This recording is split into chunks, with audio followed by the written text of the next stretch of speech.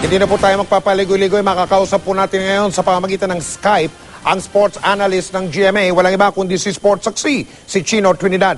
Chino, paano na ngayon?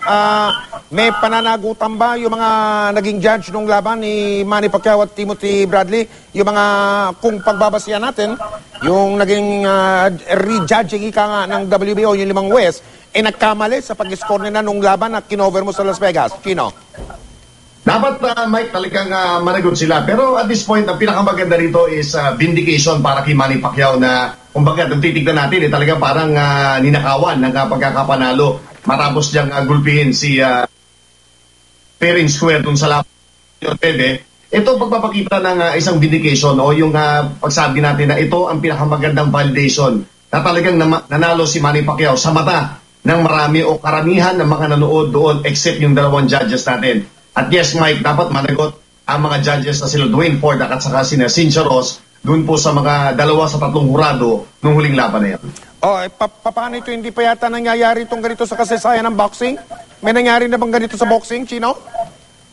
Walang reversal, Mike. Ang least sa punto na ito, ang pwede natin mahingi, yung tinatawag na i-declare ito na no contest. Pero ang tanong, meron bang enough na, sabi nga, sorry for the term, no? But meron bang Nevada State Athletic Commission na i-offer o sabihin na no dapat kung makikita na sa paliwanag ng 3 judges na yon, talagang hindi katanggap-tanggap na nanalo sa mata nila si Timothy Bradley. But to overrule or to overturn that decision, yun hindi nangyayari yun na basta-basta sa boxing. Wala pa yata except for one, pero iba ang circumstances eh. Laban ito ni Marco Antonio Barrera at saka ni Oscar Salido mga 2 years back, pero ibang-iba, Boss Mike, yung usapan dito sa labanang ito. Ang best that we can ask for is one, no, magsabi ang Nevada State Athletic Commission na talagang nagkaroon ng irregularity at ma-declare ng WBO na vacant ang title na ito na hawak-hawak dati ni Manny Pacquiao na kinuha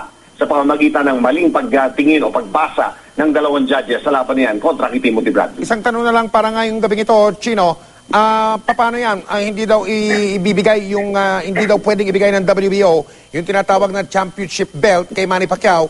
Ibig sabihin nito, hindi ba nung natalo siya kay Bradley doon sa Las Vegas sa mga huwes, sa mga judge, bababa siyempre ang ranking ng kahit sino mang boksingero. Mananatili pa rin doon ang ranking ngayon ni Manny Pacquiao na bumaba na matapos magdesisyon sila pabor kay Bradley. Gano'n ba yun, Chino? At ano magiging epekto nito ngayon?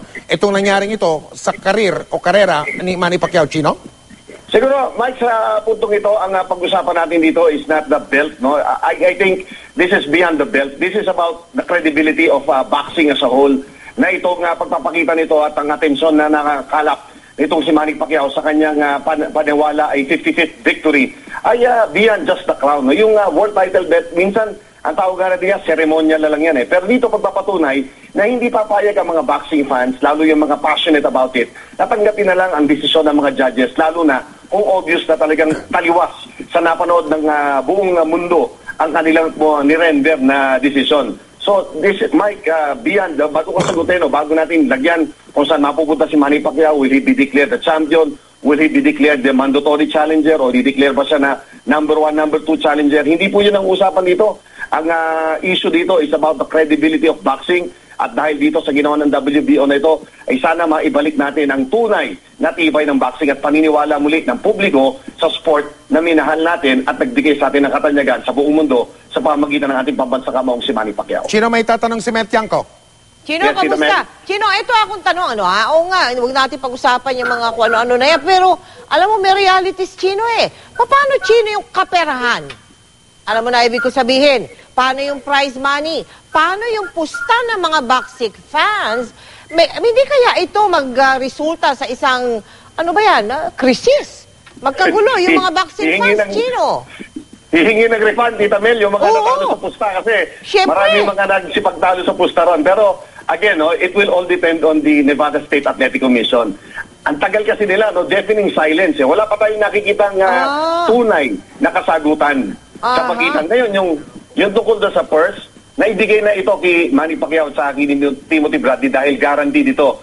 So, hindi magagalaw yung tinatawag na guaranteed purse ng 2 boksingero, si Manny Pacquiao at saka si Timothy Bradley. Ang kawawa rito ay yung mga namusta dahil marami ang natalo, dahil lahat sila ay pumusta kay Manny Pacquiao, ang sumahod yung mangilan-ngilan na pumusta dito kay Timothy Bradley.